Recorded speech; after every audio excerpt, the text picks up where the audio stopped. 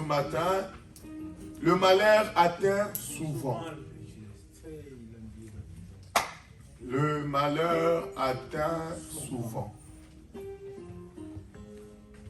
Je pense que c'est un passage que beaucoup de chrétiens connaissent. Et c'est un passage que beaucoup ont lu. Mais je veux plus parler de l'attitude. Je mets un sous-thème. Les deux attitudes. J'ai juste mis deux parce qu'on peut sortir plusieurs, mais je vais essayer de regrouper cela en deux. Les deux attitudes qu'on adopte face au malheur. Alléluia. Les deux attitudes qu'on adopte face au malheur. Le malheur atteint souvent. Et puis, les deux attitudes qu'on adopte face au malheur. Alléluia. J'ai oublié une de mes feuilles. Non, c'est ça.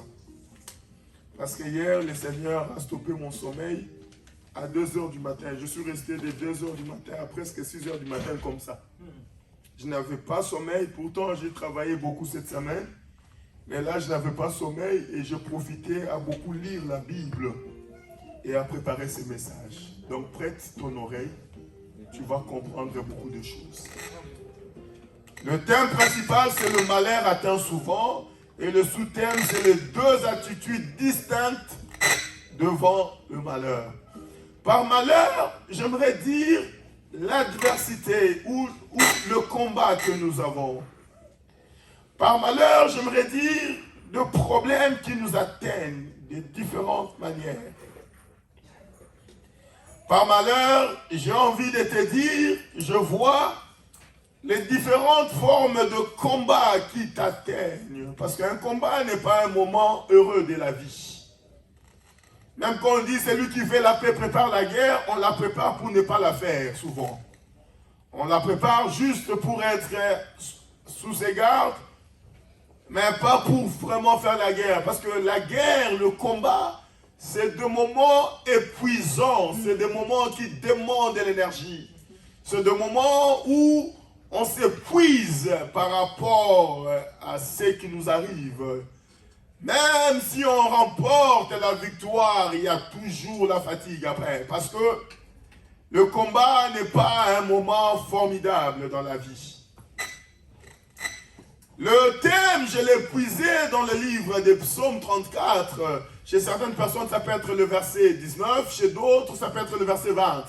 C'est ça le thème. Mais je ne veux pas lire vraiment, parce que moi, je veux rentrer directement.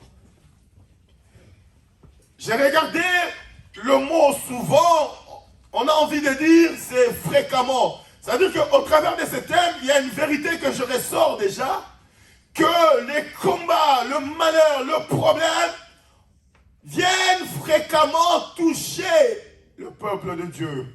Je ne parlerai pas qu'est-ce qui amène le combat dans nos vies, parce que c'est encore une autre chose. Je ne suis pas là. Je suis juste dans l'attitude des réactions. Très important. C'est-à-dire que, donc souvent, nous avons un peu envie de dire c'est fréquemment. J'ai envie de dire un grand nombre de fois, ça arrivera.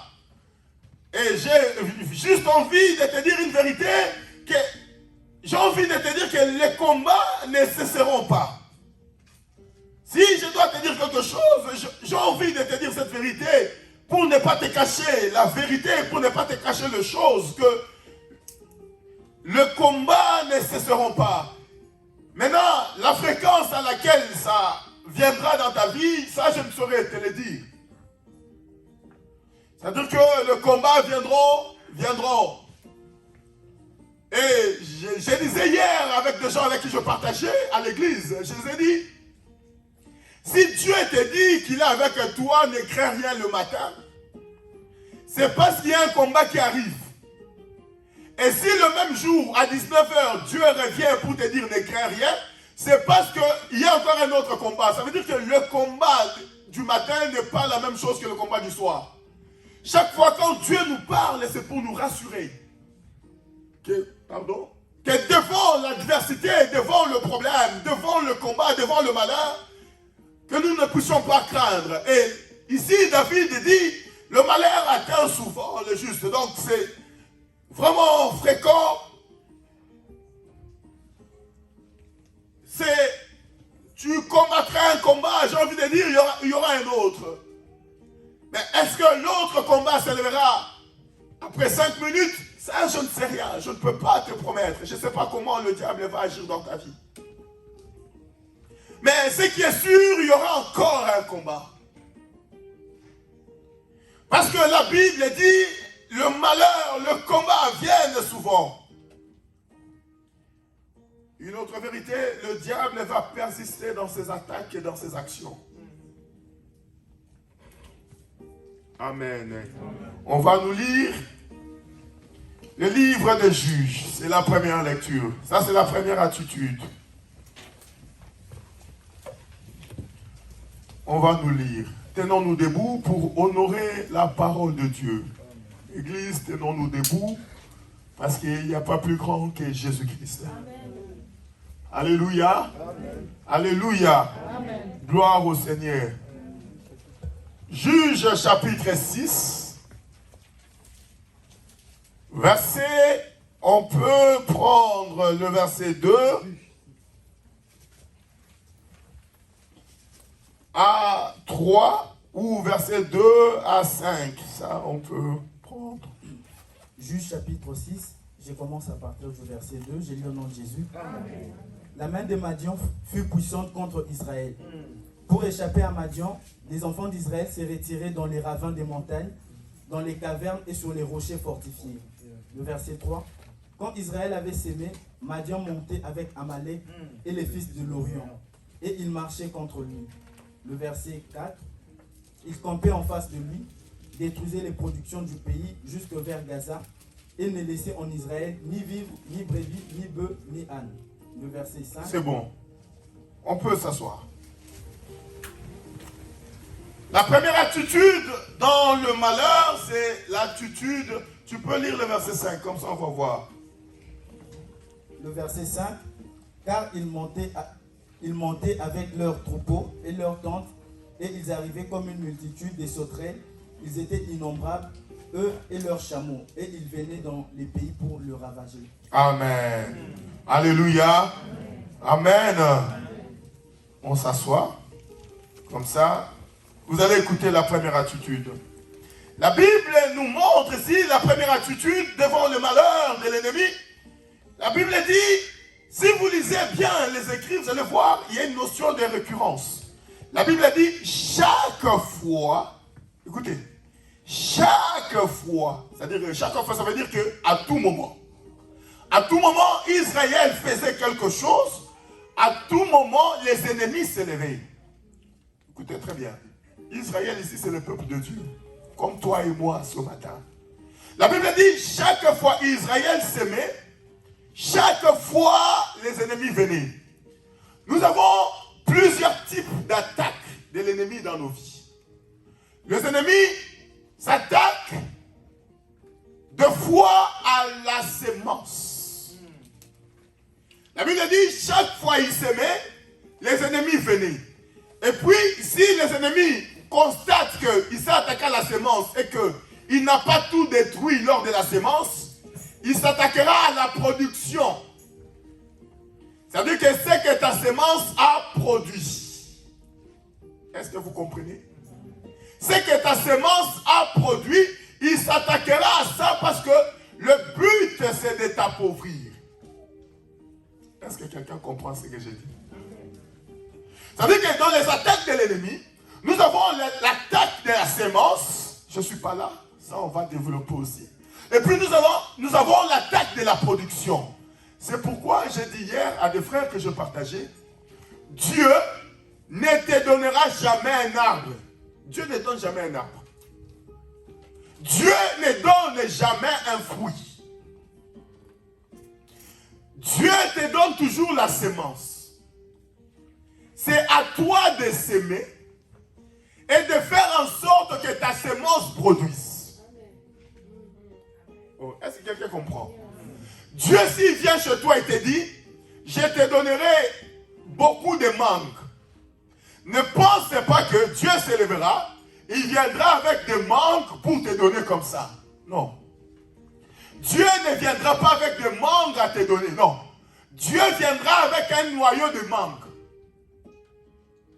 Oh. C'est pourquoi beaucoup de gens dans la vie pensent que Dieu s'est trompé ou Dieu n'a pas exécuté la prophétie. Quand Dieu dit « je te bénirai », en fait, il veut te dire « je bénirai les fruits de tes mains ». Oh. Est-ce que quelqu'un comprend ce que je dis? C'est-à-dire que quand Dieu dit « je te bénirai », tu penses que tu vas dormir chez toi, tu te réveilles le matin, tu vois l'argent. Non. Quand Dieu dit « je te bénirai », Dieu te donnera un travail. C'est à toi de développer l'intelligence dans ce travail pour être prospère. Oh, est-ce que vous comprenez un peu ce que je dis? C'est-à-dire que quand Dieu te promet la mangue, Dieu viendra avec un noyau de mangue. Amen. Yes. Maintenant, c'est à toi de prendre les noyaux de mangue pour aller s'aimer. C'est pourquoi la Bible dit, il donne la semence au semeur. Oh, on est d'accord? C'est-à-dire que c'est à toi maintenant de semer la semence et c'est à toi de faire en sorte que l'arbre pousse. Lui, ce qu'il va faire, quand tu as semé, la pluie va continuer à tomber. L'arbre va grandir. Maintenant, c'est à toi de prendre soin de l'arbre. Maintenant, si tu te donnes la semence aujourd'hui, le noyau aujourd'hui, c'est dans un an quand tu commences à manger les mangues, c'est là que tu te rends compte que Dieu m'avait promis la mangue. Est-ce que vous comprenez un peu? Je ne suis pas là. Je mets ça de côté. C'est-à-dire que dans les attaques de l'ennemi vient d'abord s'attaquer à la semence. Et si il voit que tu es très intelligent, tu t'es échappé à la semence, tu as bien gardé la semence et que cette semence est allée jusqu'à produire un fruit, il viendra maintenant s'attaquer au fruit. C'est pourquoi vous allez voir ici, les enfants d'Israël, chaque fois ils s'aimaient, chaque fois l'ennemi venait d'abord pour s'attaquer à la semence, et le reste qui arrivait à garder la semence, à faire pousser, l'ennemi venait pour s'attaquer à la production de la semence. Et nous voyons aussi dans l'attitude des enfants d'Israël, si vous lisez le Juge 6, ce peuple est fatigué. Ils ont baissé le bras. La première attitude dans le combat, c'est des gens qui baissent le bras devant la récurrence de problèmes qui les arrivent. Parce que la Bible est claire que chaque fois Israël s'aimait, chaque fois il venait. C'est l'attitude des gens qui baissent le bras devant l'obstacle. Et ça, c'est le caractéristique de beaucoup d'enfants de Dieu. Vous allez voir et vous dire, mais pasteur, jusqu'à quand je prie, j'ai l'impression que ça ne marche pas. Oui, parce que tu dois te dire que tu es dans un monde d'adversité. Et dans un monde d'adversité, le diable ne va pas te lâcher. Ça, c'est l'attitude des gens qui baissent le bras devant l'obstacle.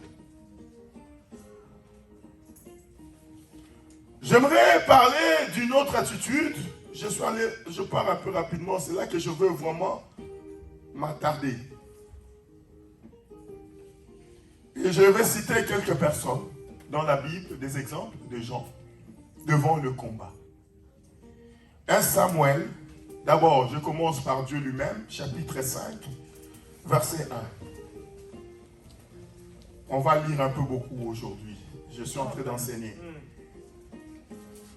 Est-ce que l'Église comprend que ces derniers temps, je ne suis plus dans la prédication, je suis plus dans l'enseignement? Amen. C'est que Dieu prépare nos vies à recevoir quelque chose. 1 chapitre 5, verset 1. 1 Samuel chapitre 5, le verset 1, j'ai lu au nom de Jésus. Amen. Les Philistins prirent l'arche de Dieu et ils la transportèrent d'Eben-Nézer à Asdod. Le verset 2. Après s'être emparés de l'arche de Dieu, les Philistins la firent entrer dans la maison des Dagons et la placèrent à côté des Dagons. Le verset 3. Le lendemain, les Asdodiens, qui s'étaient levés de bon matin, trouvèrent Dagon étendu, la face contre terre, devant l'arche de Dieu. Ils prirent Dagon et le remirent à sa place. Le verset 4. Le lendemain encore, s'étant levé de bon matin. Si dans ta Bible, souligne le mot le lendemain encore. Encore là. Tu soulignes ça. Le lendemain encore, s'étant levé de bon matin, ils trouvèrent Dagon étendu la face contre terre, devant l'arche de l'Éternel. La tête de Dagon et ses deux mains étaient abattues sur le seuil, et il ne lui restait que le tronc. Amen. Ici, c'est l'attitude de Dieu lui-même. Frère, reste debout. C'est l'attitude de Dieu lui-même devant le combat. La Bible dit que Israël fait la guerre avec les Philistins, sauf que le Philistin, limite, s'empare de l'arche de l'Éternel. L'arche de l'Éternel, c'est Dieu lui-même. À l'époque, ça représentait la présence de Dieu.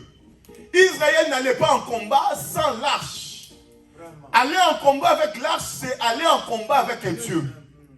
Et la Bible dit, ces jours-là, Dieu fait que Israël perde. Et les Philistins, les ennemis, ils prennent l'arche de Dieu. Ils amènent l'arche dans leur temple, devant leur Dieu. Mais la chose la plus bizarre, le lendemain quand ils viennent, ils trouvent leur Dieu par terre. La Bible dit, ils l'ont pris, ils l'ont reposé. Ça veut dire quoi? Dieu l'a tapé une fois, ça n'a pas suffi, ils l'ont encore reposé pour se battre. La Bible dit, quand ils sont encore venus, ils l'ont trouvé cette fois-ci, Dieu a brisé le pied et le bras. Il a laissé que la tête. Pour dire que maintenant là c'est fini, c'est fini. C'est-à-dire que même Dieu lui-même, le diable fait encore. Est-ce que vous comprenez un peu la récurrence? Ça c'est juste pour te montrer. Maintenant je rentre dans mon vif du sujet. 1 Samuel 21. Je commence par la première personne. L'attitude de David devant les obstacles, devant le combat. 2 Samuel 21 verset 15.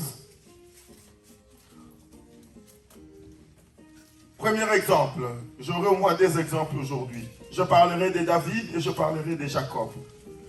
2 Samuel, verset 21 et chapitre 21, verset 15. 2 Samuel chapitre 21, le verset 15, j'ai lu au nom de Jésus. Amen. Les Philistins firent encore la guerre à Israël. David descendit avec ses serviteurs et ils combattirent les Philistins. David était fatigué. Le verset 16, à Shibbi Benob, l'un des enfants de Rapha, eut la pensée de tuer David. Il avait une lance du poids de 300 cycles d'airain et il était ceint d'une épée neuve. Le verset 17, Abishai, fils de Théroucha, vint au secours de David, frappa le Philistin et le tua. Alors les gens de David jugèrent en lui disant, tu ne sortiras plus avec nous pour combattre et tu n'éteindras pas la lampe d'Israël. Le verset 18, il y eut encore après cela une bataille à Gog avec le Philistin. Alors Sibécaï, les Hushatites, tua Saph, qui était l'un des enfants de Rapha. Le verset 19. Il y eut encore une bataille à Gog avec le Philistin. Et Elshanan, fils de Jéré Orégine de Bethléem, tua Goliath de Gath, qui avait une lance dont le bois était comme une essouple de tisserand. Le verset 20, il y eut encore une bataille à Gath. Il s'y trouva un homme de haute taille, qui avait six doigts à chaque main et à chaque pied, 24 en tout, et qui était aussi issu des Rapha. Il jeta un défi à Israël, et Jonathan, fils de Chiméa, frère de David, le tua. Ces 4 hommes étaient des enfants de Rapha à Gath. Ils périrent par la main de David et par la main de ses serviteurs. Amen. La première personne que je vais parler de son attitude devant le combat, c'est la personne de David. La Bible dit, j'aimerais sortir quelques vérités ici. J'ai envie de te dire, tes ennemis continueront à te persécuter, à te persécuter, à te persécuter. C'est-à-dire que même leurs descendants continueront à te persécuter. J'ai envie encore de te dire, le diable ne se fatiguera pas à te persécuter. Dans ces écrits, nous voyons qu'il n'y a qu'une famille dans un peuple qui persécute David. Et ce peuple, c'est le peuple de Rapha, qu'on appelle des géants. Et nous allons voir que la Bible dit, il y eut encore une guerre. Encore. Comme si, quand on dit il y eut encore, c'est qu'avant il y avait déjà une guerre. Est-ce que vous comprenez? Avant, il y avait déjà une guerre et j'ai envie de te dire, il y avait déjà une guerre avec le même peuple. Parce qu'on dit, Maman Lys est revenue encore. C'est-à-dire qu'avant, c'était Maman Lys. Vous comprenez un peu ce que je veux dire? Où je dis la famille Lusanga est venue encore. C'est-à-dire que si ce n'est pas la maman, c'est les enfants. Si ce n'est pas les enfants, c'est le papa. Si ce n'est pas le papa, c'est un oncle. Mais il appartient à la famille Lusanga. Et ça veut dire que la Bible dit il y eut encore. Ça veut dire qu'il y a eu des guerres qui se sont passées, mais il y eut encore. Et cette fois-ci, nous voyons, la Bible dit que David a combattu et David était fatigué. La Bible dit David était fatigué à cause du combat. Et vous allez voir que le moment où les Philistins attaquent David, c'est après son combat avec Absalom. Ça veut dire que David revenait déjà d'une autre guerre. D'une guerre, j'ai envie de dire, familiale. C'est-à-dire qu'il était déjà malmené. Dans cette guerre familiale, au moment où ses ennemis sentent en lui la fatigue du combat, ils attaquent. Et malgré la fatigue, il se bat pour la première fois. Et la Bible mentionne le mot fatigue. J'ai envie de te dire, il t'arrivera des moments dans la vie où tu es fatigué. J'ai envie de te dire, la fatigue est humaine. Mais elle n'est pas spirituelle parce que l'ennemi ne va pas s'arrêter parce que tu es fatigué. Oh, quelqu'un comprend ce que je dis? La Bible dit que David était fatigué, mais les Philistins ne se sont pas arrêtés parce qu'il y a encore un autre qui s'est levé. Mais David a eu la chance parce que David avait des combattants. Parce qu'ils lui ont dit, toi ne sors plus, nous allons combattre pour toi. Garde la lampe de l'Éternel. Alléluia. Bien-aimé, toi qui es là ce matin, j'aimerais te dire que le premier combat de ta vie qui te fatigue le plus, déjà, c'est le combat de ta famille. Jésus-Christ dit dans le livre de Matthieu chapitre 10, il dit, je suis venu mettre le paix entre le père et le fils. Entre la belle-mère et la belle-fille. Et puis, entre la belle et le beau-fils et le beau-père. Je suis venu mettre le paix. Cela veut dire quoi? Je suis venu semer la terreur. Il y a guerre. Ça montre la guerre. C'est-à-dire que le premier combat, c'est la guerre. Amen. Essayez de mettre là parce que les gens qui sont partis, ils ne vont pas rentrer. C'est-à-dire que le premier combat de l'homme provient d'abord de sa famille. C'est le combat qui t'affaiblit le plus. Et si tu n'as pas l'intelligence de te battre sur ce combat-là, ça devient très dangereux. Le deuxième combat qui t'affaiblit, c'est le combat de ta belle famille. Là où tu vas aller épouser, il y a un combat déjà. Oh, quelqu'un comprend ce que je dis? Est-ce que quelqu'un comprend ce que je dis? Ça veut dire que le premier combat d'abord de ta vie, c'est d'où tu sors toi-même. C'est le combat qui t'affaiblit. Dieu appelle Gédéon dans le livre des Juges 6. Mais avant que Gédéon puisse aller combattre, Dieu lui dit, détruis d'abord le Dieu de ta famille. Mais la délivrance, c'est la délivrance de la nation. Mais Dieu commence d'abord à lui demander de détruire le Dieu de son père. Parce que Dieu sait que si Gédéon va en guerre, en ayant le Dieu de son père sous sa ceinture, Gédéon ne peut pas gagner le combat. C'est-à-dire que tu ne peux pas gagner avec Dieu si tu n'as pas encore détruit le Dieu de ton père. Est-ce que quelqu'un comprend ce que je suis en train d'enseigner là? Pas bien. Vous allez voir les chrétiens, c'est seulement les chrétiens qui se marient même sans demander à Dieu. Oh. Amen. Et puis après, je viens dire au pasteur, pasteur, prie pour moi, est-ce que c'est vraiment elle? Mais tu étais déjà dedans. Vous comprenez un peu ce que je dis? Est-ce que vous comprenez ce que je dis? Quand je suis seul comme ça, comme moi, comme ça, j'ai le combat de ma famille qui m'empêche de monter, qui m'empêche de voir la gloire de Dieu. J'ai les dieux étrangers. C'est ce que Israël avait dans le livre de Juges 6 qu'on a lu. Si vous lisez tous les chapitres à la maison, vous allez comprendre ce que je dis. Ils avaient les dieux de Baal, mais ils étaient dominés. Vous comprenez?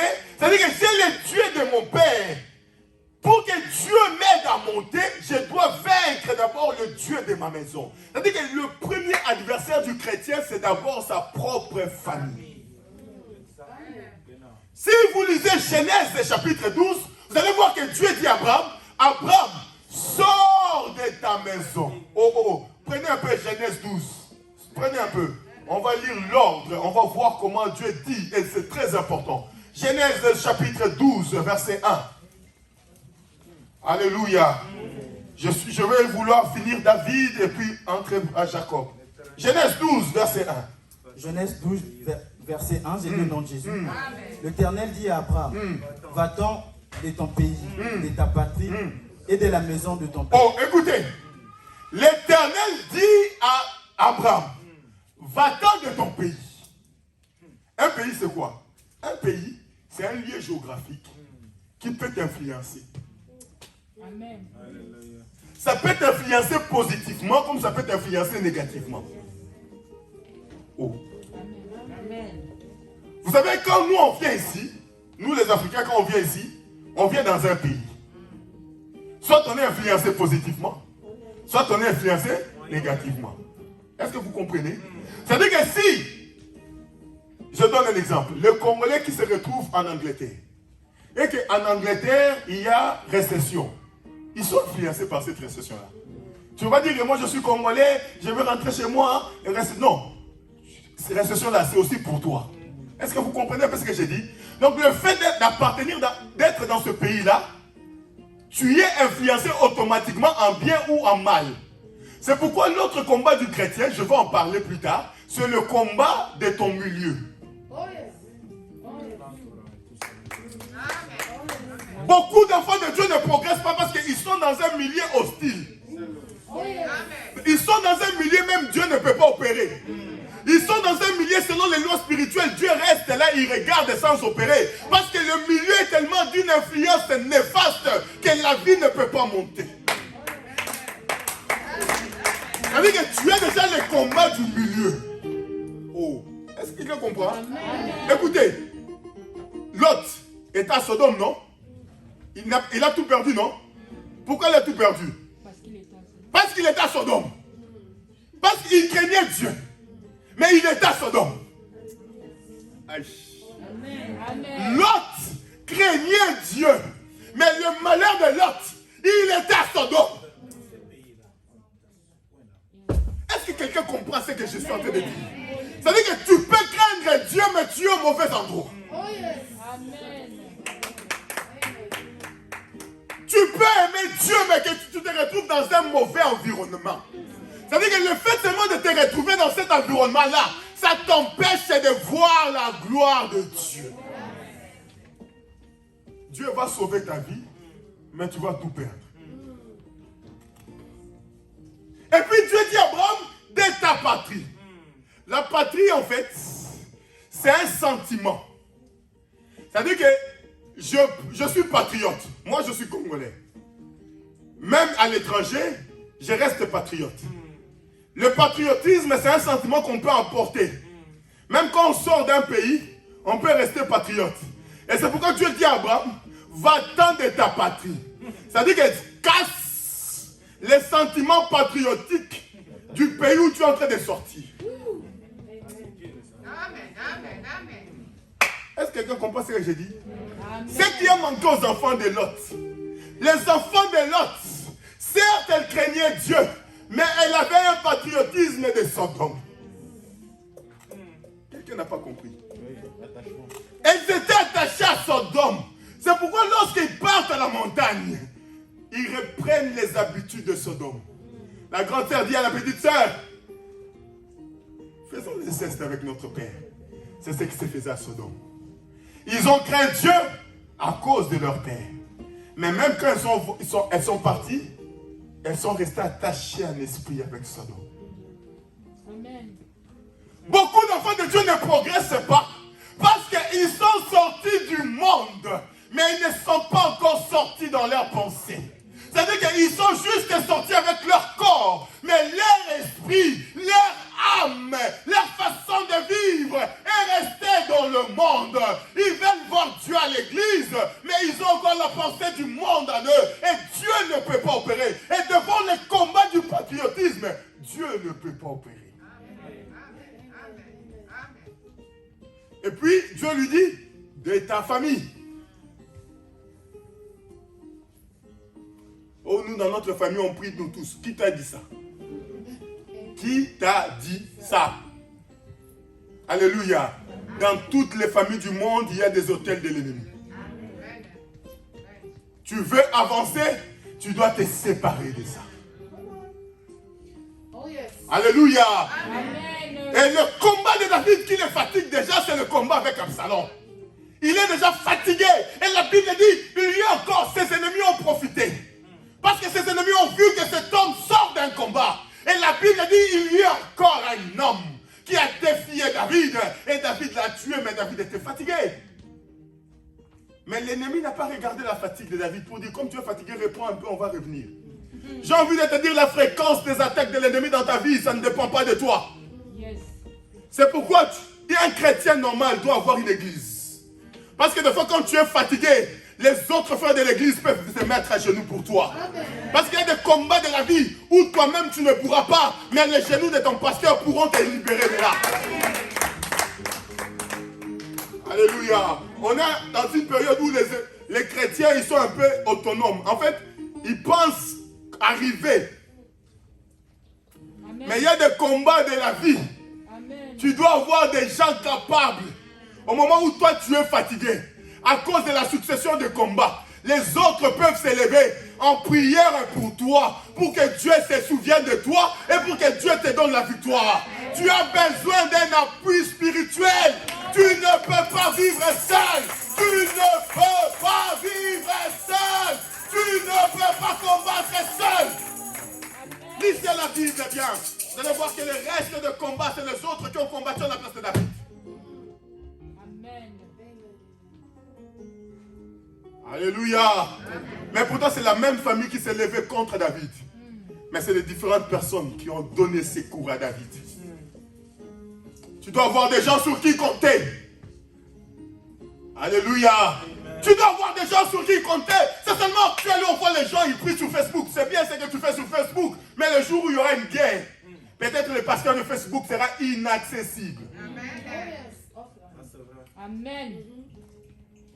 Alléluia. Tu as besoin des gens à qui tu peux dire, c'est chaud. Je suis fatigué. Mais c'est chaud. Ils se sont encore levés contre moi. Pasteur, frère Joël, frère Jérémie, maman Sarah, papa Dela. Mais c'est chaud. Je ne peux pas. La guerre, elle est chaude. Venez à mon secours. Tu as besoin de moments comme ça où les gens peuvent venir t'aider devant les ennemis de ta destinée. Amen. Alléluia. Est-ce que quelqu'un comprend ce que je dis? La Bible dit, il y a encore guerre. Il y a encore guerre. Il y a encore guerre. Et c'est toujours les géants.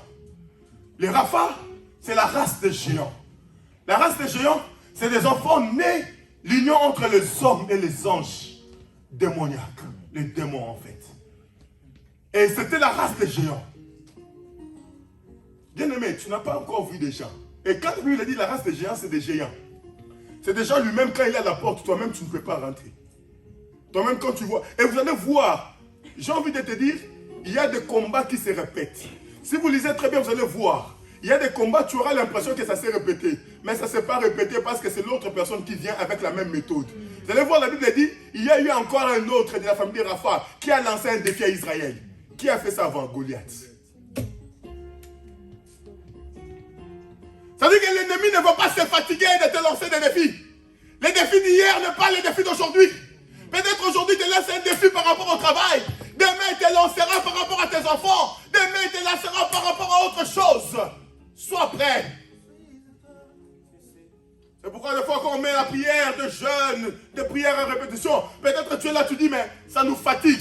Bien aimé, pendant que toi tu penses que ça nous fatigue, l'ennemi lui n'est pas fatigué. Pendant que toi tu penses que c'est la mauvaise des choses d'être constamment en prière, l'ennemi se moque de toi. À tout moment il peut venir.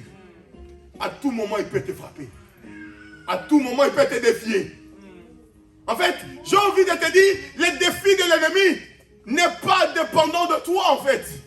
Toi tu veux vivre en paix, mais lui à tout moment il peut te surprendre.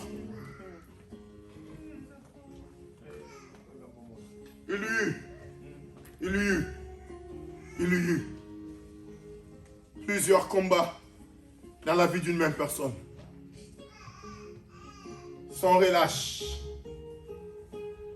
J'aimerais aller un peu rapidement. Je vous ai promis des exemples. Vous parlez d'un autre exemple de Jacob. Vous allez voir Jacob. Vous allez lire Jacob à la maison. C'est ce que je fais cette nuit.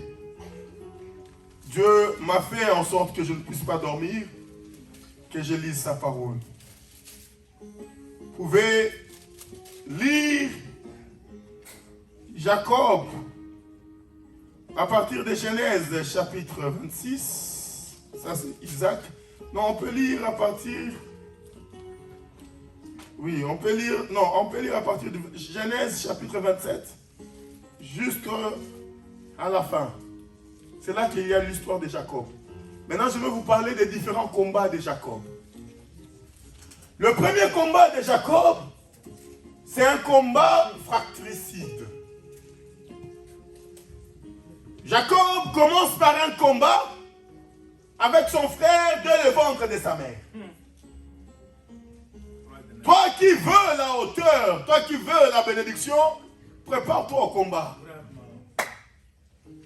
Et l'image de Jacob, qui est Israël, c'est l'image de notre vie. Et scientifiquement parlant, tu es déjà le produit d'un combat naturel. Qui comprend ce que je dis? Nous avons 400 millions de spermatozoïdes qui luttent pour féconder un œuf. 4 millions, je crois. Qui luttent pour aller féconder un œuf. Et c'est le combat de Jacob dans le ventre de Rebecca, sa maman. Et la Bible dit, Dieu dit à Rebecca, il y a 2 nations qui sortiront de ton ventre. Et le dernier sera supérieur au premier. Je posais autrefois la question à l'église. Ça allait être simple. Pourquoi Dieu n'aurait pas permis que Jacob sorte en premier s'il a tant aimé comme la Bible le dit? Dans le livre des Corinthiens, la Bible dit, Dieu a aimé Jacob, il a haï Ésaü. Si Dieu aimait Jacob, la chose la plus simple à faire, c'était de faire sortir Jacob en premier. Mais Dieu, au moment de la sémence, il permet la guerre. Que 2 nations se battent dès le ventre de leur mère. C'est-à-dire que le premier combat de Jacob, c'est Jacob contre son frère. Et vous allez voir, ce combat va se poursuivre même quand Jacob sort du ventre. Bien aimé dans le Seigneur, si tu n'as pas encore vaincu le combat de ta famille, tu es loin de vivre la gloire de Dieu. Et vous allez voir la deuxième personne avec laquelle Jacob se bat, c'est son père. Jacob se bat avec son père pour recevoir la bénédiction. Est-ce que quelqu'un comprend ce que j'ai dit? C'est-à-dire que c'est la deuxième personne du combat de Jacob. Jacob doit trouver des astuces pour arriver à récupérer ce que Dieu a prévu pour lui. Oh, gloire au Seigneur, dis-moi, pasteur, avance. Comment ce que Dieu a préparé pour toi, tu dois user des mensonges pour récupérer. Le combat de la vie, le combat de la réussite va au-delà de ce que tu penses. On a beaucoup de chrétiens, mais on a peu des hommes spirituels. La spiritualité, c'est un autre monde. Tant que tu ne l'as pas touché, c'est compliqué. C'est pourquoi vous allez voir, les sorciers dominent sur vous, parce que les sorciers sont plus spirituels que vous. Toi, tu es resté dans la chair et ils sont dans l'esprit. Or, la chair provient de l'esprit. L'esprit, c'est l'essence de la chair. C'est l'esprit qui donne le sens à la chair. Or, dans la vie, la spiritualité compte plus que tout. Oh. Le français. Est-ce que quelqu'un comprend ce que je dis? Amen. J'ai dit hier à des gens qui étaient là, pour tuer Akab, Dieu fait une réunion. Est-ce que quelqu'un comprend? Amen. Est-ce que quelqu'un comprend? Amen. C'est qui te tue parce que tu n'es pas spirituel. Ça, c'est un autre. J'ouvre la parenthèse. Écoutez, j'ouvre la parenthèse. Dis, pasteur, avance. Caca! Voilà, c'est le caca de sommeil. Hein. Caca! La Bible dit, Dieu formate un projet contre Akab. Vous connaissez tous Akab avec Jézabel. Dieu dit, dans le livre des 2 Chroniques, chapitre 18, Dieu dit, comment dois-je faire pour tuer Akab? La Bible dit, les gens, les esprits parlaient d'une manière, d'une autre. C'est-à-dire que Dieu a tenu un conseil spirituel.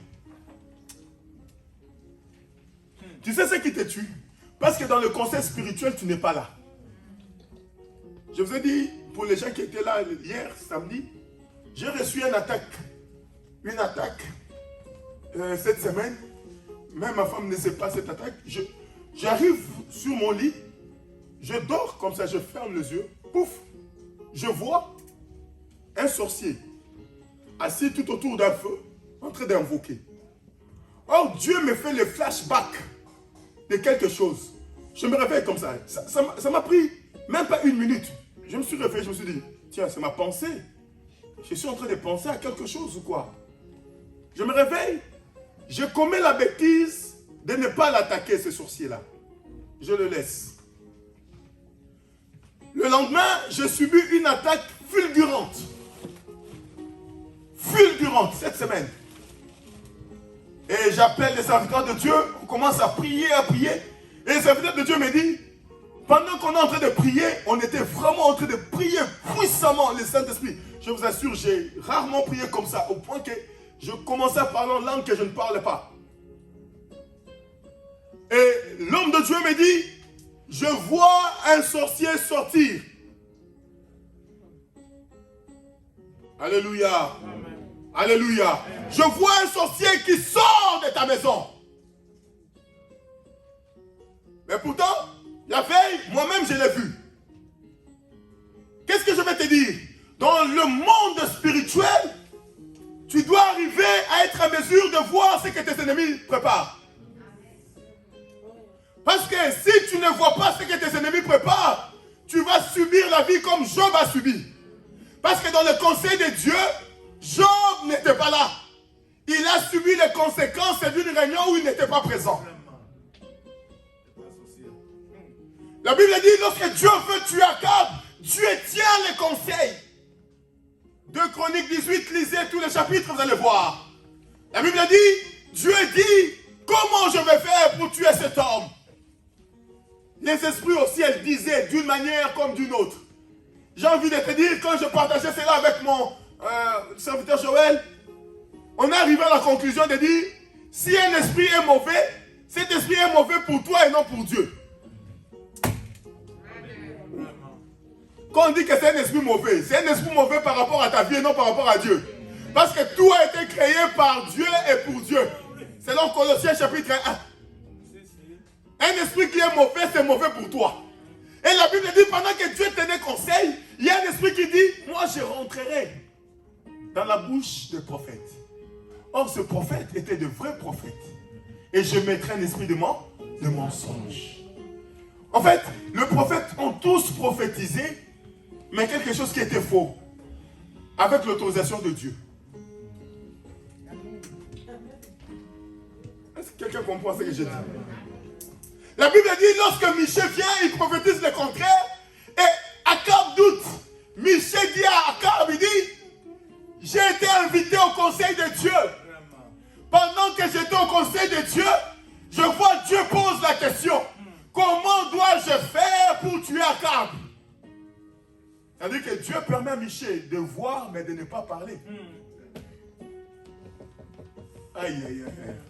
La spiritualité, c'est le monde autre. Si je ouvre là, tu vas craquer la tête. Il faut monter encore. pour comprendre les choses spirituelles. Je ferme la parenthèse. Jacob veut récupérer ce que Dieu a donné dans sa vie, mais ce que Dieu a donné dans sa vie se trouve dans son père. Donc Jacob doit combattre son père, doit essayer de récupérer des forces. Parce que ce qui est à lui, se trouve entre les mains de son père. Et son père qui est censé lui donner, ne peut pas donner à Jacob. Parce que son père est lié aux lois. Et les lois du pays, les lois de la religion, les lois qu'ils avaient, et que ce que moi j'ai, je dois donner au fils aîné. Est-ce que vous comprenez? C'est-à-dire que comment faire pour récupérer ce que Dieu m'a promis? C'est-à-dire qu'il faut user d'intelligence pour détruire les lois du monde. Afin que je puisse récupérer entre les mains de mon Père ce que Dieu m'a promis. C'est encore un combat. Et vous allez voir maintenant le bascule de la vie de Jacob, c'est entre les mains de Laban. On va nous lire la Bible. Genèse chapitre 20. Et 29 plutôt, pardon. Combien de temps après la prise de Léa, quand Jacob a récupéré Léa, il a travaillé encore combien pour récupérer Rachel? Rachel a attendu combien d'années pour que Jacob puisse le connaître? 14 ans.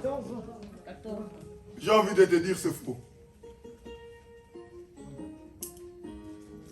Là, la tête encore troublée. On va lire. Ça, moi-même quand je lisais ça, je me suis dit, tiens, c'est un détail. Moi, je pensais comme toi. Je me disais, Jacob a eu Léa 7 ans. Il a attendu encore 7 ans. Et puis, il a eu Rachel. Non. Jacob a eu Léa et Rachel en espace d'une semaine.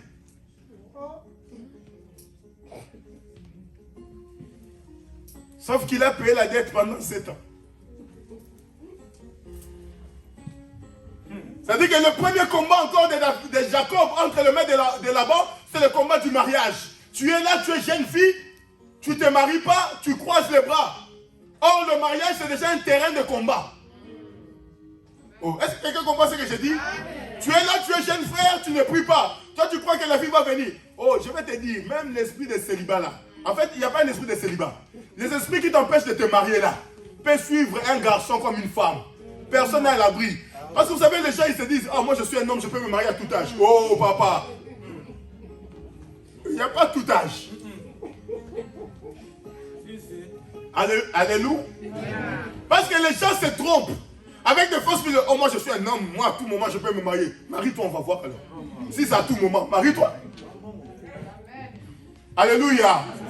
L'âge que tu as là, tu devais déjà avoir quelqu'un, non? Qu'est-ce que tu attends? La barbe est déjà là. Qu'attends-tu? La tête là commence à devenir blanc. Oh. Tu vois que même les cheveux là deviennent blancs, mais tu ne trouves pas. Donc, c'est aussi un combat dans ta vie. Au lieu de pousser les sœurs à prier, toi-même, frère, prie.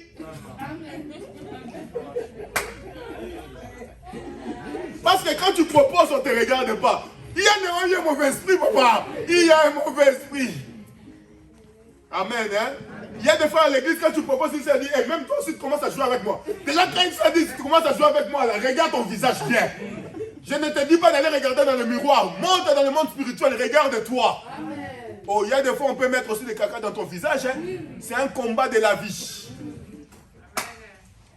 Oh, si tu pries moins bien, on te donne une sorcière. Vous savez, moi, le pasteur, si j'ai béni le mariage ici dans cette église, tu vas me dire, papa, elle est sorcière, je vais te donner beaucoup de versets pour rester avec elle. Le seul moment que la Bible a voulu, c'est au moment d'infidélité. Mais oh, elle est sorcière, je vais te dire, papa, tiens bon. Tous les samedis, on est ici à l'église. Amen, maman, à l'intercession. Alléluia. Dieu va faire. Mais attendant que Dieu fasse là, c'est toi qu'on est en train de trembler les coups là-bas. Là. Alléluia. Est-ce que quelqu'un comprend? le premier combat qui s'élève dans la vie de Jacob devant Laban, c'est le combat du mariage. Genèse chapitre 29, verset 20. Genèse chapitre 29, le verset 20, j'ai lu au nom de Jésus. Ainsi Jacob servit cette année. Non, remonte. Tu peux commencer verset 17. Le verset 17. Léa avait les yeux délicats, mais Rachel était belle de taille et belle de figure. Jacob aimait Rachel et il dit, je te servirai cette année pour Rachel, ta fille cadette. Le verset 19. Et Laban dit, j'aime mieux te la donner que de la donner à un autre homme. Reste chez moi. Le verset 20. Ainsi Jacob servit cette année pour Rachel, et elles furent à ses yeux comme quelques jours parce qu'il aimait. Le verset 21. Ensuite Jacob dit à Laban, donne-moi ma femme, car mon temps est accompli, et j'irai vers elle. Laban réunit tous les gens du lieu et fit un festin. Le soir, il prit Léa, sa fille, et l'amena vers Jacob, qui s'approcha d'elle. Le verset 24. Et Laban donna pour servante Léa, sa fille, Zilpa, sa servante. Donc vous voyez déjà ici dans l'attitude de combat, Jacob se fait tromper. Jacob veut Rachel, on lui donne Léa, ce qu'il ne voulait pas. Des fois, tu es en train de mener une vie que tu n'as pas voulu. Quelqu'un comprend? Il y a des attaques de fois qui arrivent dans ta vie, ce n'est pas que tu l'as voulu. Beaucoup se retrouvent dans des mariages qu'ils n'ont jamais voulu. C'est là maintenant que tu commences à constater la grosse tête de ton mari. Parce que moi-même j'ai une grosse tête. Je reconnais déjà. Donc tu n'as pas besoin de me les rappeler. Amen. Soyons dans l'amour du Seigneur. Amen. Amen. Mais au moins avec ma grosse tête, j'ai trouvé maman Sarah. Elle a fermé les yeux avec ma grosse tête. Oh. Amen. Hein? Amen. Ça dit que j'ai été Rachel à ses yeux. Amen. Amen. Amen, maman. Donc il y a des combats dans le mariage, dans la vie. Des fois tu te retrouves à mener une vie que tu n'as pas. L'attitude devant les combats, bien aimé, tu dois être persévérant. Amen. Parce que les combats se lèveront. Le diable sera là prêt à te tromper, à te donner quelque chose qui n'est pas à toi.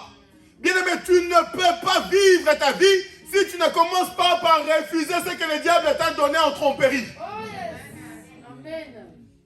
Dieu t'a promis de grandes choses, mais entre ce que Dieu t'a promis et ce que tu vis, c'est le jour et la nuit. Commence par refuser cela en prière.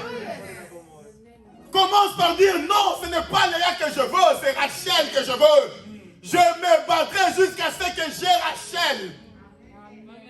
Bien-aimé, soit que tu abandonnes, tu préfères Léa, mais sauf que Léa a des yeux délicats. Les yeux délicats, c'est des gens, ils te regardent, mais ils ne te voient pas parce qu'il est en train de regarder à côté des frères fidèles. C'est ça les yeux délicats. Amen. Tu vois des gens comme ça. Tu veux voler la viande, tu penses qu'ils te regardent. Vole seulement parce qu'ils ne te voient pas. Ils regardent ailleurs. La vision est ailleurs. Tu risques de te marier avec une femme dont la vision est ailleurs. Le mariage, ça peut te propulser en haut comme ça peut t'abaisser. Soit ça te propulse, ça t'amène dans des niveaux où Dieu veut t'amener, soit ça t'abaisse, ça te tue. Comme Akab avec Jézabel. Tu peux avoir un homme, tu peux être un homme ou une femme remplie de promesses, mais le mariage t'empêche de vivre ces promesses de Dieu. Le mariage peut constituer un gros problème dans la vie d'un homme ou d'une femme. Donc le choix du conjoint ou de la conjointe, elle est très importante. Parce que tu risques de te retrouver dans des combats que tu n'avais pas désirés. Quand tu rentres dans une famille de sorciers, c'est vrai que tu as épousé ta femme, mais dis-toi aussi que tu as épousé la colonie de sorciers qui se trouve là-bas. Amen. Parce que c'est des frères et des sœurs à ta femme. Comment les empêcher d'avoir leurs petits-enfants? Ça devient très compliqué. Donc tu risques de dormir à genoux et de te réveiller à genoux. Parce que le beau-père t'a rendu visite. Amen. Donc le combat du mariage, c'est un combat que tu dois mener. Et parmi les combats que le diable attaque, c'est le combat du mariage. Et vous allez voir, dans le combat ici, Jésus dit, je suis venu mettre le paix entre la belle famille et toi. C'est-à-dire que si tu n'as pas encore vaincu les dieux de ta maison, de ta famille, et que si tu n'as pas encore vaincu les dieux de ta belle famille, tu as un problème. Alléluia. Alléluia. Ne crois pas ce que ton mari te dit, ni à ce que ta femme te dit. Oui, dans notre famille, ma mère m'a dit qu'on prie beaucoup. C'est faux. Ne crois pas si Dieu ne t'a pas montré. Oh, moi je marche avec un principe simple. Tant que Dieu ne m'a pas confirmé, je ne crois pas. Ça c'est mon principe. Moi quand tu viens dormir chez moi, rassure-toi que tu auras le feu. Amen. Ah, je vais envoyer la nuit. Amen. Sois-en sûr. J'envoie ça sur le lit et j'envoie ça dans ta chambre. Amen. Amen, hein? Amen. C'est-à-dire que je baisserai mes armes quand je sentirai cesser de feu.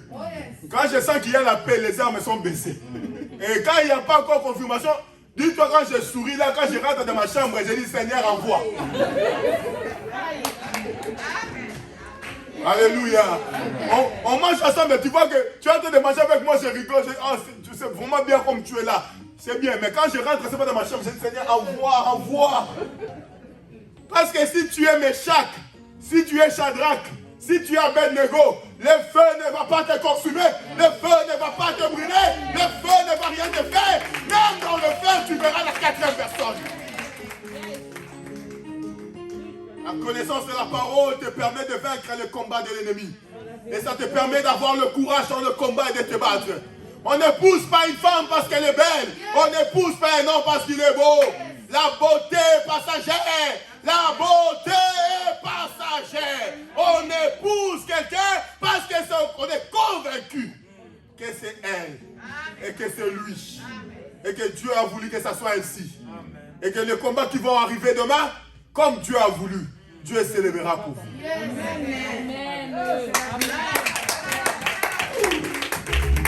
Amen. Les gens, ils épousent. Ah, il est beau. Elle est belle. J'aime quand tu souris. Bien aimé, vous savez, tu aimes quand il sourit, c'est bien. Elle sourit dehors dans la maison, mais le jour où elle rentrera chez toi, quand les sorciers de sa famille viendront, tu ne vas plus aimer le sourire.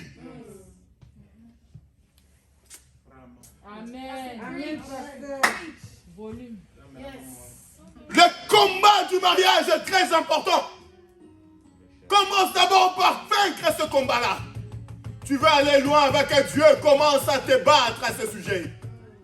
Alléluia. Sinon, comme j'ai dit, tu verras la grosse tête de ton mari. Mais c'est trop tard. Il est déjà là. Surtout là, le diable permet que tes yeux s'ouvrent quand vous avez 5 enfants. Donc, tu n'as plus moyen de partir parce qu'il faut expliquer aux enfants pourquoi tu pars. Amen. Amen. Amen.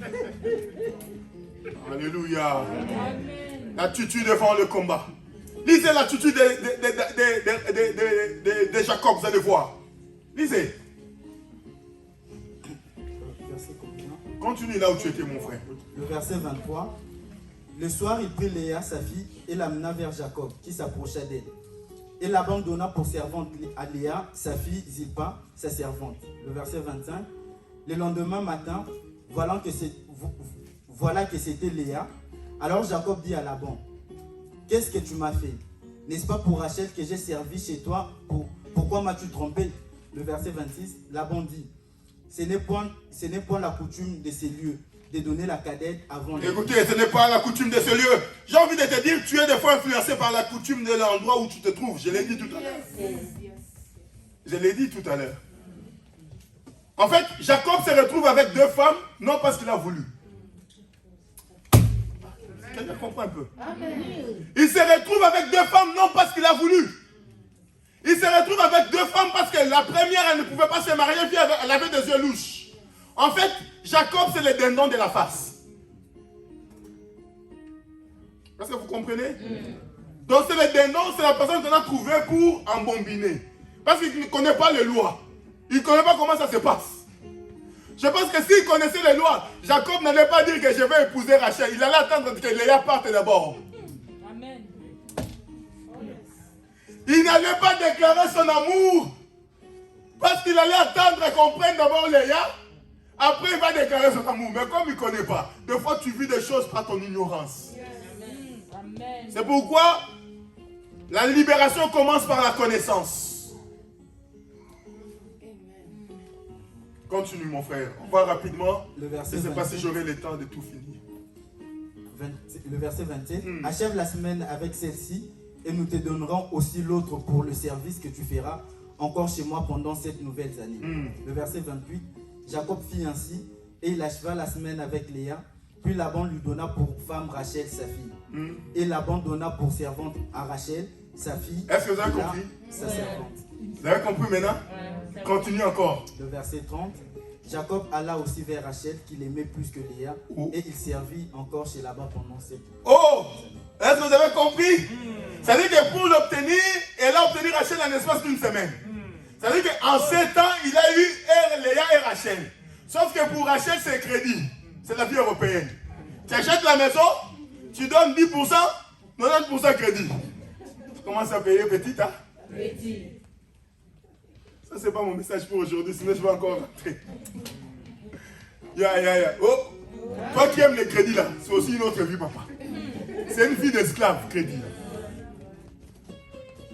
Vous savez, ici, beaucoup de gens n'arrivent même pas à bouger en Occident parce que tout le monde a un crédit. Un jour, mon papa, le frère à mon père, qui est aussi ici au Luxembourg, nous, on venait d'arriver. Et on était à la rue d'Alzette, il y avait un marché. Est-ce que vous savez que j'ai un autre papa ici au Luxembourg? Le frère à mon père. Il y a le frère à mon père qui est ici. Et on était arrivés et puis il y avait le marché rue d'Alzette. Pour la première fois, je vois, il y avait beaucoup de plans. Le marché s'était animé. On mangeait les Touringer. Vous connaissez les Touringer pour ceux qui habitent Luxembourg? Pain saucisse là. La musique chantait. Et on était avec lui, on marchait, on parlait. J'étais là, ah papa c'est beau. Ah papa c'est bien ici, ils ont l'argent. Et je n'ai jamais oublié la phrase de mon oncle. Alléluia. Tu te rappelles? Je n'ai jamais oublié la phrase de mon oncle.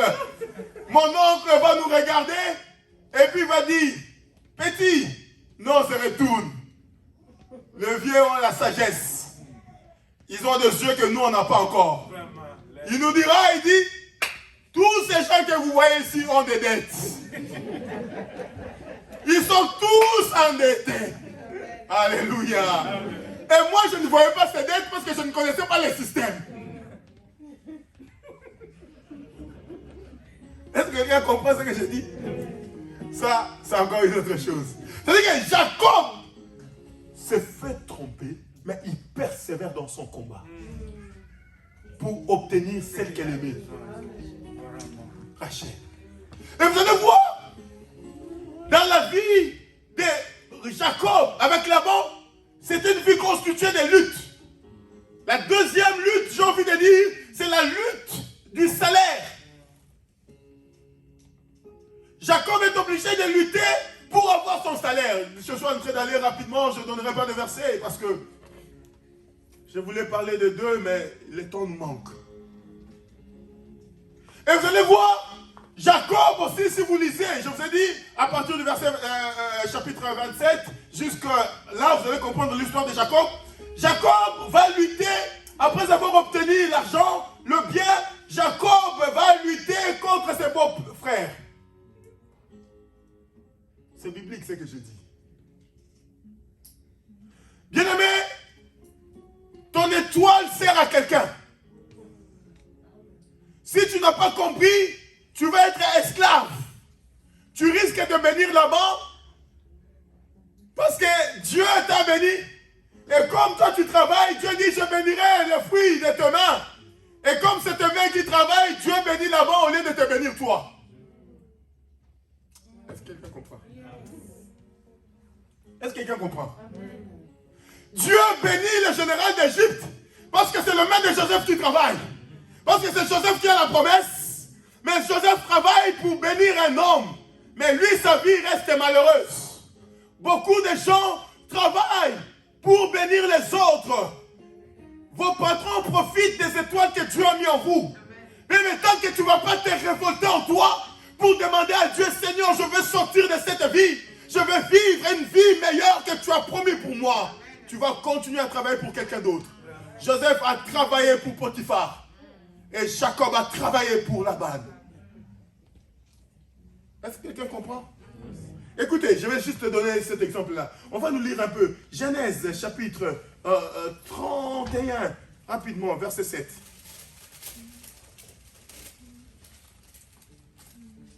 Non, tu peux lire verset 30, et chapitre 30, verset 27 d'abord.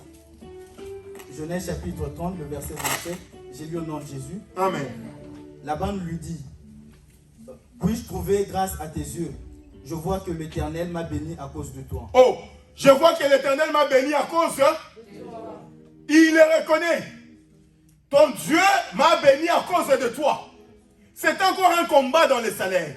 Si vous lisez chapitre 31, verset 7, vous allez voir comment Jacob déclare à ses femmes. Il dit, le verset 7, la Bible dit, le chapitre 31, verset 7, la Bible dit, et votre père s'est joué de moi et a changé 10 fois mon salaire. Oh, ça veut dire que votre père s'est joué de moi, il a changé 10 fois mon salaire. Mais des fois, ce que tu as dans tes mains, ce n'est pas ce que tu devrais avoir. Amen. Des fois, tu te contentes à 2000 euros, mais quand Dieu regarde, il pleure. Tu es content qu'on te paye 2500, mais Dieu ne te voit pas avec ce salaire-là. Mais tu n'es pas obligé de faire de grandes études pour gagner beaucoup. C'est Dieu qui décide. Mais comme tu n'as pas compris, tu préfères le 2000 et tu ne vois pas ce que Dieu a prévu. Et tu ne luttes pas pour ça. Et les ennemis de ta destinée se lèvent pour t'empêcher de vivre la main de Dieu dans ta vie. Pour élever quelqu'un, Dieu n'a pas besoin de sa permission. Pour faire quelque chose de bien dans ta vie, Dieu n'a pas besoin de ton diplôme. J'ai envie de te dire une vérité. Ton diplôme ne te sert à rien. Ton diplôme te sert à toi, pas à Dieu. Dieu ne passera pas avec ça pour te faire une faveur. Oh. Amen. Est-ce que quelqu'un me comprend? Amen. Mais on en a besoin. Parce que le Saint-Esprit n'empêche pas de réfléchir. Ce qui tue les chrétiens, c'est l'équilibre. Ils prétendent être remplis de l'esprit, mais n'ont pas la tête pour réfléchir. Alléluia. Pendant que les autres réfléchissent pour gagner l'argent, et ils disent, on a le Saint-Esprit, ça viendra du ciel. Même la manne ne tombait pas dans le camp. La manne tombait en dehors du camp. Donc il fallait aller chercher la manne pour manger. Amen. Elle était libre, mais il fallait faire un effort pour aller le chercher. Beaucoup d'enfants de Dieu, ils veulent vivre la prospérité, mais ils ne veulent pas faire de leurs mains quelque chose de prospère. Ils ont pris la semence de Dieu et ils l'ont enterrée.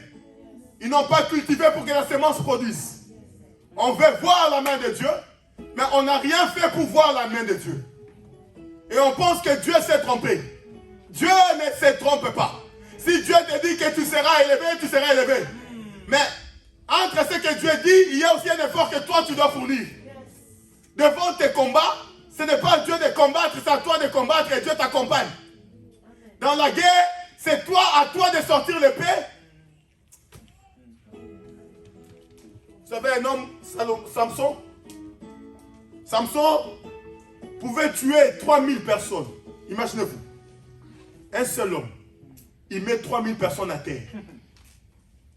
Papa, un seul homme, il se lève comme ça. On blague avec Dieu. Un seul homme, il se lève comme ça. Il regarde 3000 personnes comme ça. Il commence à se battre avec eux. Et puis il les met tous à terre. 3000 hommes de guerre.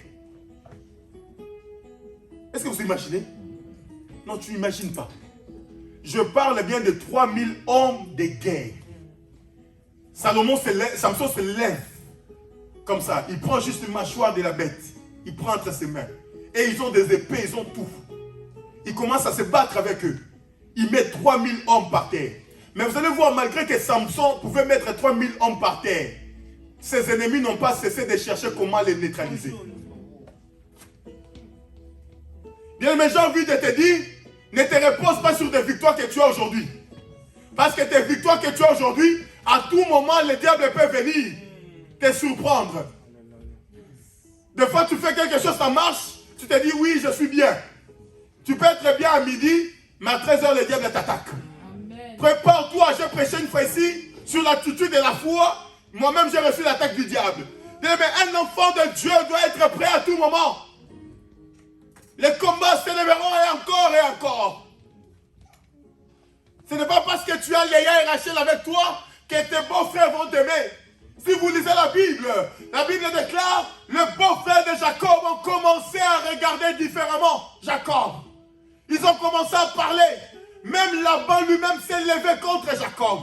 Vous savez, des fois dans le combat, les adultes sont plus sages que les plus jeunes. Les jeunes peuvent parler, on n'aime pas. Mais les adultes, juste les regards, tu comprends qu'ils ne t'aiment pas. Et le regard de Laban a changé contre Jacob. Bien-aimé dans le Seigneur, j'ai envie de te dire, devant les ennemis qui se lèvent continuellement contre ta vie, quelle est ton attitude? Tu ne pourras pas sortir des pans d'Aram, là où Jacob était, si tu n'as pas une attitude déterminée dans le combat. Et vous allez voir, quand Jacob est sorti, il dit, j'ai traversé ce fleuve avec un bateau, et là l'Éternel me rend.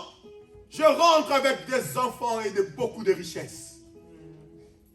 Ta richesse, ton élévation, ton succès dans le mariage, j'ai envie de te dire, si tu penses que ça viendra comme de l'eau douce qui coule dans un fleuve, tu te trompes. La femme que tu vois belle là, c'est un représentant de l'ennemi pour te tuer. C'est-à-dire qu'avant d'entrer, d'accéder quelque part, combat d'abord les ennemis. Combat d'abord. Avant de chercher une femme, commence d'abord à regarder, est-ce que tu as la force de combattre le Dieu de leur famille? Parce que tu n'épouses pas qu'un homme. Tu n'épouses pas qu'une femme. Tu épouses aussi la divinité de cette famille-là. Quelqu'un ne m'a pas compris. En fait, tu rentres en alliance avec la divinité de cette famille-là. Et le mariage, c'est un moment où on scelle l'alliance. Lorsque Zichim, je crois. Comment il s'appelle encore? Je vais regarder. C'est lui qui... Sichim. Lorsque Sichim va aller déshonorer Dina, la seule fille de Jacob, et que Sichim veut la prendre en mariage, la Bible dit, ils vont dire à Jacob, faisons une alliance par le mariage. Vos filles deviendront nos filles. Mais quand vous regardez Jacob, Jacob n'avait qu'une fille. Mais eux, ils ont dit vos filles. C'est-à-dire que ceux qui viendront, il y a des choses que toi tu ne vois pas. Si tu rentres en alliance avec une famille, même ce que toi tu ne vois pas là, rentre aussi en alliance, c'est par le fait que tu es rentré en alliance. Et vos enfants, avec nos enfants, pourront être ensemble. Donc, j'ai envie de te dire, le combat de la vie, comment tu es devant ça? Tu es là, tu pleures, tu dis, pasteur, c'est toujours dur. Oui, mais c'était dur pour le mariage. Vous allez voir quelqu'un vous dit, pasteur, pour me marier avec ma femme, c'était compliqué. Je me suis marié pour trouver le travail, c'est compliqué. Oui, mais qu'est-ce que tu veux que je te dise? J'ai envie de te dire, tu n'es pas la première personne à avoir vécu ces choses. La Bible, elle est remplie de ces choses. Des victoires que tu n'as même pas le temps de célébrer parce qu'un autre combat s'est levé. Pendant que David était fatigué, il n'avait pas le temps de célébrer la victoire. Les géants se sont encore levés pour le combattre. Ce qui te tue, tu penses que quand tu remportes une guerre et une bataille, que tu as remporté la guerre. En fait, j'ai envie de te dire, tu remporteras la guerre quand Jésus-Christ reviendra. Et si Jésus-Christ n'est pas revenu, tu remporteras la guerre quand tu mourras, parce que le Père va te récupérer. Mais tant que tu vis, j'ai envie de te dire, c'est une succession de combats. Le combat du matin est différent du combat du soir. Et le combat du soir est différent du combat de la nuit. Ça pourra t'arriver de combattre en une journée 4, voire 5 fois. Mais combat. C'est pourquoi David dit, tu dresses une table en face de mes adversaires. C'est-à-dire que Dieu te permet de manger, mais il permet aussi tes adversaires de voir ce que tu manges. C'est-à-dire qu'ils sont toujours là. Si tu ne fais pas attention, ils mettront la fourchette à ta main pour t'empêcher de manger. Bien-aimé dans le Seigneur, si tu es chrétien et que tu as écouté cette parole, j'aimerais te dire, Adopte l'attitude d'un combattant de la foi. L'apôtre Paul dit, j'ai combattu le bon combat de la foi. J'ai combattu le bon combat de la foi.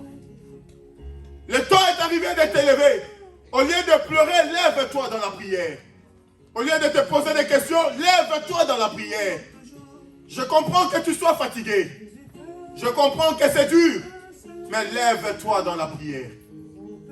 Le temps est arrivé. Lève-toi. Au lieu de pleurnicher, de chercher de gauche à droite, on est là en prière, lève-toi. J'ai envie de te dire, ça ne va pas s'arrêter. Ça ne va pas s'arrêter. Combat pour ton mariage. Combat pour tes enfants. Combat pour ton travail. Combat pour tes richesses. Combat pour ton avenir. Toi qui es déjà marié, j'ai envie de te dire, ne dors pas. Parce que les sorciers de ta famille se sont associés aux sorciers de ton mari. Combat-le. Combat-le. Combat-le. Ils ne te laisseront pas libre. Chaque fois Dieu te donnera quelque chose, ils viendront pour l'arracher. Et si tu ne comprends pas, tu vas continuer à pleurer. Lève-toi, combat. Combat. Combat. Parce qu'il y a encore un combat. Le malheur atteint souvent. Le malheur atteint souvent. C'est bien de dire que l'Éternel en délivre toujours, mais l'Éternel en délivre par le combat de ta vie. Lève-toi. Est-ce que quelqu'un comprend? Lèvons-nous dans la prière. Vous allez m'excuser. On va terminer avec 10 minutes de retard. Le message, je ne l'ai pas fini. Vous allez le voir dans la vie de Jacob, comme tu es debout. Jacob va aller lutter même avec Dieu. Comme si les ennemis de la vie ne suffisaient pas. Qui connaît la signification du mot Israël? Nous allons lire ça comme on est debout.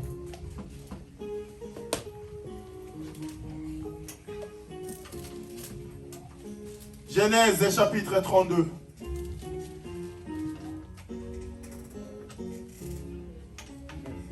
Verset 8. Comme on est debout parce qu'on est à la fin. Excusez-moi, on va terminer avec 10 minutes de retard. J'ai envie de te révéler un dernier secret à la fin. Ne sois pas pressé à rentrer parce que ce que je te dis, quand tu le comprends, vous savez, ces derniers temps, depuis qu'il y a église dans ma vie, je n'ai jamais subi autant d'attaques dans ma vie que j'ai subi depuis que cette église est église. Et récemment, je disais à Dieu, mais pourquoi autant de combats? Pourquoi autant d'attaques? Pourquoi je ne respire pas? Je n'ai pas le temps de savourer mes victoires quand tu me les donnes. C'est le message que Dieu m'a donné. J'ai compris. J'ai envie de te dire, peut-être que tu n'auras pas le temps de savourer, tu auras que le temps de te battre. Parce que nous sortons des fois dans des familles où personne n'a fait des choses bien avant nous. C'est nous qui commençons à le faire. Donc quand on commence, il y a un sacrifice important à donner. Imaginez-vous, la famille de Bill Gates, ils n'ont plus à se battre, mais Bill Gates, parfois, il ne dormait pas pour travailler. Aujourd'hui, ses enfants, peut-être, ils travailleront que 8 heures par jour. Mais lui, peut-être, il a travaillé 16 heures par jour. Moi, des fois, ça m'arrive de travailler 16 heures par jour. Parce que mes enfants, je dois faire quelque chose pour eux. C'est très difficile. Genèse 32, verset 8. Genèse 32, le verset 8, j'ai lu au nom de Jésus. Amen. Et il dit... Non, tu peux commencer verset 4. Comme ça, on va terminer par ça. Donnez-moi juste 5 minutes encore. Je finis par là, on fait les offrandes, on rentre. Le verset 4, il leur donna cet ordre. Voici ce que vous direz à mon seigneur Ésaü. Ainsi tu peux sauter. Commence verset 8. Commence verset. Le verset 8. Et il dit, si Ésaü vient contre l'un des camps et les bat, le camp qui restera pourra se sauver. Jacob dit, Dieu de mon père... Ah non, je me suis trompé. Verset 25, toujours le même chapitre. Là, c'était un autre combat. Vous allez voir, il va encore se préparer à combattre son frère. Là, je ne suis pas là parce que je pars vite. Verset 25. Le verset 25. Voyant qu'il ne pouvait le vaincre, cet homme le frappa à l'homme. Non, verset 25. le verset 25, 32, 25. Oui. Oui. Voyant qu'il ne pouvait le vaincre, Quand, ça commence quand Jacob resta seul. Jacob demeura seul. Oui. Alors un homme lutta avec lui jusqu'au lever de l'aurore. Le verset 25. Voyant qu'il ne pouvait le vaincre, cet homme le frappa à l'emboîture de la hanche. Et l'emboîture de la hanche de Jacob s'est démise pendant qu'il luttait avec lui. Le verset 26, il dit, laisse-moi aller car l'aurore s'élève. Et Jacob répondit, je ne te laisserai point aller, que tu ne m'aies béni. Le verset 27, il lui dit, quel est ton nom? Il répondit, Jacob. Il dit encore, ton nom ne sera plus Jacob, mais tu seras appelé Israël, car tu as lutté avec Dieu et avec les hommes, et tu as été vainqueur. J'ai envie de te dire, Israël, viens, mon frère, viens. Israël, cet homme lui dit, tu n'es plus Jacob, tu es Israël. Israël veut dire, tu as lutté avec des hommes, tu as lutté avec Dieu. J'ai envie de te dire, il y a certaines bénédictions de ta vie, ça doit passer avec une lutte avec Dieu lui-même. Tu dois lutter. Parce que des fois dans le passage, quand Dieu passe, il n'a pas besoin de l'aurore du matin. Tu dois les saisir la nuit. Cela veut dire qu'il y a des moments de la vie où tu dois te lever la nuit, mettre tes genoux à terre pour aller chercher ta bénédiction. Elle ne viendra pas parce que tu espères. Ta bénédiction, j'ai envie de te dire, viendra avec une lutte acharnée, pas seulement contre les hommes ou les diables. Il y a des fois, Dieu lui-même va se poser en résistance devant toi. Et Israël veut dire, c'est lui qui a lutté avec Dieu. Et il a lutté avec des hommes. Vous imaginez, pour changer le nom de cet homme a lutté avec Dieu. Ce qui t'empêche de vivre la grâce de Dieu, parce que tu es incapable de lutter avec Dieu. Tu veux que Dieu te bénisse, mais tu ne veux pas que lutter avec lui. Les saisir par la hanche. Je ne sais pas où Jacob avait saisi Dieu, mais ce qui est sûr, Jacob l'avait saisi. Et cet homme, c'est Dieu, a lutté avec Jacob, avec un seul but, que Jacob puisse le lâcher, qu'il puisse partir avant l'horreur. Et Jacob lui dit, fais ce que tu veux, mais mes mains ne te lâcheront pas. Si tu vas me tuer, tue-moi. Si tu vas me lapider, je ne sais pas quoi, fais-le, mais je ne te lâche pas. Et la Bible dit, cet homme voyant que Jacob était déterminé dans ses paroles, ce n'était pas seulement ce qu'il disait, mais il associait ce qu'il disait en acte, en le tenant. Et comme l'horreur venait, il le frappe. Et Jacob boitant, il a laissé toujours sa main. Cet homme était à l'obligation de le bénir. Et lui dit, toi, tu n'es plus Jacob. Jacob lutte avec les hommes. Mais toi, tu es Israël. Israël lutte avec les hommes et Israël lutte avec Dieu. J'ai envie de te dire, certaines victoires de ta vie passent par la lutte avec Dieu. Si tu n'as pas encore vaincu Dieu, il y a certaines destinées de ta vie, tu n'entreras pas. Et j'ai envie de te dire une vérité. Je préfère être boité, mais dans ma destinée, qu'avoir mes deux jambes parfaites, mais sans ma destinée. Donc, si tu n'as pas compris encore ces choses, tu es loin dans le combat et dans la destinée. Que le Seigneur bénisse la parole.